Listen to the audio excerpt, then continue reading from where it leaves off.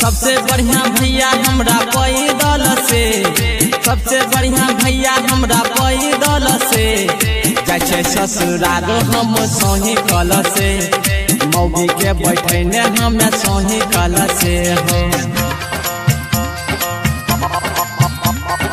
मौगी के बैठने हम सोही कल से हो। मौगी के बैठने हम सोही कल से हो। मांगलिए गरी नहीं दिल के कर भाई, वह मोगिया पर हमें गेलिए लो भाई।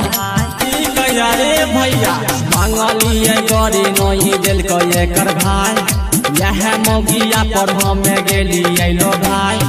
बहन खन के मोगी रहे फैसन से, बहन खन के मोगी रहे फैसन से जाए ससुराल हम सोही कल से, मौगी के बैठने हमें सोही कल से हो।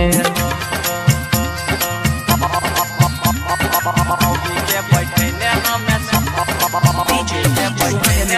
सोही कल से हो। मौगी के बैठने हमें सोही कल से हो।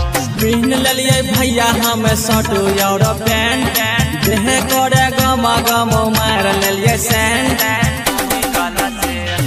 पहन लिये भैया हम शर्ट और पैंट, देह करे गम गम मार लिये सेंट।